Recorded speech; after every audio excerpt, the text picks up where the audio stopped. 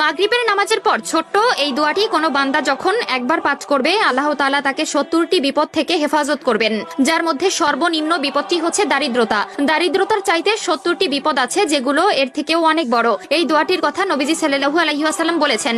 তিনি বলেন, কোনো বান্দা যখন বিপদের মধ্যে পড়বে, মুসনাদে আহমদের বর্ণনা এসেছে, কোনো বান্দা যখন বিপদের মধ্যে পড়বে তখন যদি বিপদে পড়ার পর সে এই দোয়াটি পড়বে, পড়ার সাথে সাথে আল্লাহ তাআলা তার প্রতি ধেয়ে আসা ৭০টি বিপদ থেকে তাকে রক্ষা করবে। কাজেই ভিডিওটি মোটেই এড়িয়ে যাবেন না। আমাদের মধ্যে এমন অনেকে আছে যাদের বিপদ পিছু ছাড়ে না, সব সময় দুর্ঘটনা, অনটন এবং দারিদ্রতা লেগেই থাকে। কোনো কিছুতেই যেন তাদের সংসারে উন্নতি আসে না। কিন্তু ছোট্ট এই একটি দোয়ার মাধ্যমে সেই ঘরটি হয়ে উঠবে একটি ফুল বাগিচার মতো সুন্দর রূপে। প্রিয় দর্শক, অবশ্যই ভিডিওটি শেয়ার করে দিবেন সকল মুসলিম ভাই বোনদের মধ্যে, যারা এই ছোট্ট আমলটি করে নিজেদের জীবনকে আরো সুন্দরময় করে তুলতে পারবে। হতে পারে আপনার একটি মাত্র শেয়ারে যদি কেউ উক্ত আমলটি শেখে এবং নিজ জীবনে কায়েম করে, তবে শুধু সে নয়, তার উপকার পাবেন আপনিও। কাজেই ভিডিওটি শেয়ার করে দিবেন। মাগরিবের নামাজের পর ছোট্ট এই আমলটি এতটা মারাত্মকভাবে আমাদের জীবনে প্রভাব ফেলে তা হয়তো অনেকেরই অজানা।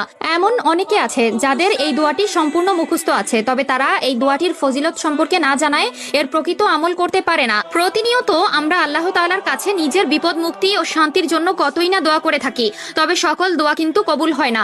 কিন্তু ছোট্ট এই দোয়াটি এত পরিমাণ শক্তিশালী, কেউ যদি চলতি পথে এই দোয়াটি পবিত্র অবস্থায় নেক মনে আল্লাহর স্মরণে একবার পাঠ করে, তবে সেই বান্দার আমল নামায় ৭০ লাখ নেকি জমা করা হবে এবং বান্দার করা ৭০ লাখ গুনাহ মাফ করা হবে। দোয়াটি হচ্ছে লা ইলাহা ইল্লাল্লাহু ওয়াহদাহু লা শারীকা লাহু লাহুল মুলকু ওয়া লাহুল হামদ ওয়া হুয়া আলা কুল্লি শাইইন কদির। যদি কোনো বান্দা ছোট্ট এই দোয়াটি প্রতিদিন নিয়ম করে ৩ বার কিংবা তার থেকে বেশি পাঠ করতে পারে, তবে আল্লাহ তাআলা তার দিকে আগত ৭০টি বিপদ নিঃশেষ করে দিবেন।